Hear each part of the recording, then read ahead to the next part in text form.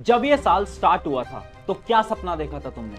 देखा था ना सपना कि बहुत अच्छे मार्क्स लेके आएंगे, 95% तो हमारी ही आएगी। पढ़ना भी स्टार्ट करा था, टाइम टेबल भी बनाया था, सोचा था कि बहुत मेहनत करेंगे, लेकिन क्या हुआ? क्या हुआ? डिस्ट्रैक्टेड हो गए बार बार, है ना? पता था कि पढ़ना है, मेहनत लगानी है, बट धीरे धीरे अपने पाथ से भटकते गए। बहुत अलग अलग प्रकार के डिस्ट्रैक्शन है, जिसकी वजह से तुम आज पूरी तरीके से अपने गोल को पूरा नहीं कर पाओगे। लेकिन आज मैं तुम्हें खड़ा होकर यहां पर यह बोल रहा हूं कि अगले 7 दिन के लिए अगर तुमने इस प्लानर को फॉलो करा, इस स्ट्रैटेजी को फॉलो करा, इसकी मदद से एक लास्ट चांस तुम्हारे पास अब भी है। अगर इसको फॉलो करोगे ना तो तुम अपने गोल को, अपने सपने को अब भी अचीव कर सकते हो, बट मेहनत तुम्हें बहुत लगानी पड़ेगी। हाय एवरीवन, मैं हूं आप सभी का अपना प्रशांत भैया। आज तुम्हारे लिए 7 डे का एक ऐसा सीक्रेट तरीका लेकर आया हूं ना, जिसकी मदद से तुम अब भी कम बैक कर सकते हो। मुझे पता है यार, वो जो सपने तुमने देखे हैं ना, अब कहीं ना कहीं तुम्हें ऐसा लग रहा है कि वो सपने शायद पॉसिबल नहीं हो पाएंगे, क्योंकि तुमने अपना बहुत टाइम वेस्ट कर दिया है। मुझे पता है, तुम लोगों को देखते हो, तुम्हारे क्लासमेट को देखते हो, वो तो बहुत अच्छी तरीके से पढ़ाई कर रहे हैं, लेकिन तुम उतनी पढ़ाई कर ही नहीं पाते। मुझे पता है तुम पढ़ना चाहते हो, मुझे पता है तुम अपने सपनों को अचीव करना चाहते हो, लेकिन बार बार डिस्ट्रैक्टेड हो जाते हो। समझ नहीं आता यार, आखिर कैसे करें इतनी सारी चीजें। आज मैं प्लानर लेकर आया हूं। ये जो तुम्हारी प्रॉब्लम मैंने लिख रखी है ना, जैसे कि बार बार डिस्ट्रैक्टेड हो जाते हो, कंसिस्टेंसी नहीं बन पाती, और प्लानर फॉलो ही नहीं हो पाता। यानी प्लानर बनाते तो है, टाइम टेबल बनाते तो है, लेकिन फॉलो ही नहीं हो पाता। पता है ये सारी प्रॉब्लम क्यों हो रही है? क्योंकि तुम्हारी पढ़ने की आदत खत्म हो चुकी है। प्रॉब्लम ये है। अब हो क्या रहा है ना, जो तुम्हारा रिटेंशन है ना, यानी फोकस पावर है ना, वो बहुत ज्यादा कम हो गई है। जिस वजह से जैसे तुम पढ़ने जाते हो, थोड़ी देर तो पढ़ते हो, लेकिन उसके बाद ये दिमाग इधर उधर घूमने लगता है। इसका क्या सोल्यूशन है? इसी का सोल्यूशन है 7 डे प्लान, यानी अगले 7 दिन का एक ऐसा प्लान जिसकी मदद से तुम अपने अंदर का वो जो बीस्ट मोड है ना, उसको वापस लाने वाले हो। ठीक है, उस प्लानर को मैं दिखाऊंगा, उस टाइम टेबल को मैं दिखाऊंगा, बट उससे पहले कुछ इंपॉर्टेंट चीजें जो कि आपको फॉलो करनी पड़ेंगी। जैसे पहली चीज, hard work greater than talent.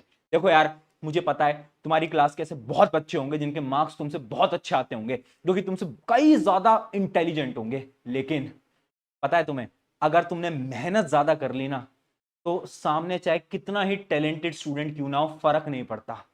जो हार्ड वर्क करेगा वो जीतेगा। चाहे कितना इंटेलिजेंट बच्चा हो, अगर वो हार्ड वर्क नहीं कर रहा ना, तो उसके मार्क्स नहीं आ पाएंगे। पर तुम हार्ड वर्किंग बनो। मुझे फर्क नहीं पड़ता आज तक तुम्हारे कितने मार्क्स आए, आज तक तुमने कितना टाइम खराब किया, आज तक तुमने कितनी पढ़ाई करी है, पढ़ाई नहीं करी, आज से हार्ड वर्क करना पड़ेगा। करना पड़ेगा यानी करना पड़ेगा। अपना गोल अपने दिमाग के अंदर डाल लो। गोल क्या है तुम्हारा? एम क्या है तुम्हारा? 95%। कोई भी सपना है ना, बोलो ना खुद से, ये मेरा सपना है, ये मेरा सपना है, ये मेरा सपना है। अरे लिखो यार उस सपने को, अपनी नोटबुक के फ्रंट पेज पे बड़ा बड़ा उस सपने को लिख दो। डरो मत, डरना नहीं अपने ड्रीम को लिखने से पहले। ठीक है भैया, कितने घंटे पढ़ना पड़ेगा ये तो बताओ उस टाइम टेबल को फॉलो करने के लिए। मैं ज्यादा डिमांड नहीं कर रहा, मैं बस तुमसे बोल रहा हूं हर रोज 3 घंटे, 3 घंटे हर रोज सेल्फ स्टडी। ट्यूशन, कोचिंग, सब कुछ अलग। 3 घंटे सेल्फ स्टडी दे सकते हो क्या तुम? 3 घंटे अगर तुम दे सकते हो ना, तो यस लिख दो। ठीक है, क्योंकि जीतेगा सिर्फ वही जो कि हार्ड वर्क करेगा। टैलेंट ना एक हद पे हार जाएगा, लेकिन जो हार्ड वर्क करेगा जीतेगा सिर्फ वही। अब सुनो, पढ़ाई कैसे करनी है उसका एक सिंपल सा पहला स्टेप अपने दिमाग के अंदर डाल लो। टाइम टेबल बताऊंगा, बट उससे पहले एक बहुत इंपॉर्टेंट स्ट्रैटेजी है जो कि आपको फॉलो करनी पड़ेगी, और उस स्ट्रैटेजी का नाम है RQR स्ट्रैटेजी। या RQR स्ट्रैटेजी क्या होती है समझा रहा हूं। मैंने ना बहुत सारे स्टूडेंट को एनालाइज करा, उनसे बात करा, और मुझे पता चला कि 99% स्टूडेंट एक बेकार चीज के अंदर अपना समय खराब कर रहे हैं, टाइम वेस्ट कर रहे हैं। वो चीज पता है क्या है? स्टडी रिसोर्सेज को ढूंढने में। कितनी बार तुम बोलते हो यार मैं उनके लेक्चर देखूं या उनके, अरे मैं उनसे पढ़ूं या उनसे, यार मैं वो वाली बुक लगाऊं या वो वाली बुक लगाऊं, यार मैं ये करूं या वो करूं। तुम रिसोर्सेज को ढूंढते रहते हो, जिसकी वजह से तुम पढ़ ही नहीं पाते। यूट्यूब की एक वीडियो देखी, मजा नहीं आया, दूसरी पे स्किप कर दिया, तीसरे पे स्किप कर दिया। करते हो ना, ये सबसे बेकार तरीका है तुम्हारा पढ़ने का। तो उस तरीके को सॉर्ट करने के लिए सबसे पहले RQR स्ट्रेटेजी को फॉलो करो। पहले आर का मतलब क्या है? पहले आर का मतलब है रीड, दूसरे आर का मतलब है क्वेश्चंस, और तीसरे आर का मतलब है रिवीजन। यानी मान लो तुम साइंस पढ़ने बैठ रहे हो, कोई भी सब्जेक्ट पढ़ने बैठ रहे हो, 3 चीजें तुम्हें क्लियर होनी चाहिए। तुम पढ़ोगे कहां से? पढ़ोगे कहां से? क्या तुम लेक्चर्स देखने वाले हो, या फिर तुम एनसीईआरटी पढ़ने वाले हो, या तुम दोस्त के नोट्स लेने वाले हो? कहां से पढ़ना है? अपना एक रिसोर्स अपने पास रखो। ढूंढना नहीं है। अगर मेरे लेक्चर साइंस में देख रहे हो तो बस प्रशांत भैया, बस दुनिया जहान तुम्हारा दोस्त मित्र भाई बहन कहां से वीडियो देखता है फर्क नहीं पड़ता। तुम्हें अगर यहां से समझ आ रहा है तुम वही पढ़ोगे, अगर तुम्हें मुझसे समझ नहीं आ रहा किसी और से वहीं से पढ़ोगे। अपना रीड क्लियर कर लो, आर क्लियर कर लो, पढ़ना कहां से है। दूसरी चीज, क्वेश्चन प्रैक्टिस कहां से करने वाले हो। दुनिया जहान की किताब लेके बैठे हैं, करना कहीं से भी नहीं है। क्वेश्चन प्रैक्टिस के लिए एक किताब होनी जरूरी है। देखो अभी ना मैंने एक तो तुम्हारे सैंपल पेपर देखे, स्पेशली जो क्लास 10th के स्टूडेंट है उनका मैंने अभी सैंपल पेपर देखा, और उसके अंदर सैंपल पेपर काफी टफ आया इस बार। क्वेश्चंस काफी टफ हैं, यानी बोर्ड एग्जाम के अंदर क्वेश्चन टफ आने के चांसेस बहुत ज्यादा है ना। इसी के लिए ऑलरेडी जो हमने बुक बनाई थी ना, वन शॉट साइंस की, एसएसटी की, मैथ की, इंग्लिश की, उन सब के अंदर एक सेक्शन मैंने ऐड करा था जिसका नाम था पुश योरसेल्फ। और उसके अंदर ना मैंने टफ टाइप के क्वेश्चन पहले ही डाल दिए थे, क्योंकि मुझे ऐसा लग रहा था कि इस साल बोर्ड एग्जाम के अंदर पेपर थोड़ा टफ आएगा। तो अगर तुमने नहीं लिया है ना तो तुम जाके ले भी सकते हो, मैं लिंक वगैरह डिस्क्रिप्शन में दे दूंगा। उससे क्या होगा, तुम्हारी जो क्वेश्चन प्रैक्टिस की प्रॉब्लम है ना, ये सॉल्व हो जाएगी। इजी क्वेश्चन भी मिल जाएंगे, टफ क्वेश्चन भी मिल जाएंगे, सारे क्वेश्चन एक ही किताब से। लेकिन अगर वो किताब ले ली उसके बाद कोई और किताब नहीं लेनी, और अगर तुमने ऑलरेडी कोई बुक ले रखी है मत लो किताब। ठीक है, बहुत बढ़िया। अगली चीज, रिवीजन। रिसोर्स क्लियर होना चाहिए कि तुम रिवाइज कहां से करने वाले हो। एक बार तो पढ़ लेते हो, पर तुम रिवाइज कहां से करते हो। क्या तुम मेरे रैपिड रिवीजन से रिवाइज करते हो, या तुम खुद के नोट से रिवाइज करते हो, कहां से रिवाइज करते हो, वो लिख के रख लो। अब जब तुम सब्जेक्ट को पढ़ोगे, RQR क्लियर होना चाहिए। अब दोस्तों से पूछना नहीं है, अब घूमना नहीं है इधर उधर कि कहां से पढ़ूं कहां से ना पढ़ूं। अब सुनो, अब आते हैं डायरेक्टली किसके ऊपर, हमारे डिटेल टाइम टेबल के अंदर। उस टाइम टेबल को समझाने के लिए आप पहले एक चीज डेली आपको करनी पड़ेगी, जो कि है डेली नाइट रूटीन। यानी हर रोज रात को सोने से पहले मुझे आपके चाहिए 10 मिनट। उन 10 मिनट के अंदर आप क्या करोगे, उन 10 मिनट के अंदर आप ना खुद को एनालाइज करोगे, यार आज मैंने कितनी पढ़ाई करी और कल मेरे क्या क्या टारगेट्स हैं। बस 10 मिनट मांग रहा हूं। क्या लिखोगे कि कल मेरे क्या क्या टारगेट्स हैं। ठीक है यार, मुझे यार आज साइंस कर लिया मैंने मैथ्स भी कर लिया, टिक लगाओ टिक लगाओ। और कल के टारगेट लिखो, कल मुझे एसएसटी करनी है या जो भी आपका सब्जेक्ट है वो आपको करना है।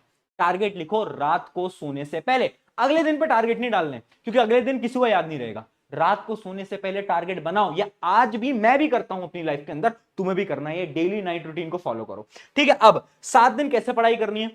अब इन 7 दिन को अपन 3 पार्ट्स के अंदर डिवाइड करने वाले हैं। मुझे पता है तुम्हें पढ़ने की बिल्कुल आदत नहीं है, इसी हिसाब से मैं टाइम टेबल दे रहा हूं। पहले के जो 2 दिन होंगे, एक और 2 दिन, उसके अंदर आपको हमेशा इजी चैप्टर्स को पढ़ना है। वो चैप्टर जो कि आपके फेवरेट है, जिनको आपको पढ़ने में मजा आता है। टफ चैप्टर मत उठाना।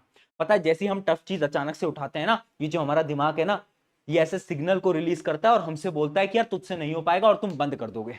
इसलिए कभी भी स्टार्टिंग में टफ चैप्टर गलती से भी मत उठा लेना। ये पॉइंट नंबर 1। अब देखो, मुझे पता है जब तुम पढ़ने बैठोगे ना तो थोड़ी देर बाद तुम डिस्ट्रैक्टेड हो जाओगे। तुम्हें पता तो है तुम्हें पढ़ना है, पर तुम पढ़ नहीं पाओगे। अब उसके लिए एक हैक बता रहा हूं।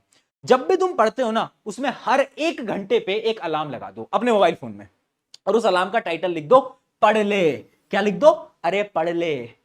तो अगर मान लो तुम पढ़ाई कर रहे थे, लेकिन 50 मिनट बाद तुम डिस्ट्रैक्टेड हो गए, तो 1 घंटे पे अलार्म बज जाएगा और लिखा आएगा पढ़ ले। तो तुम्हें याद आएगा, अरे हाँ पढ़ना है।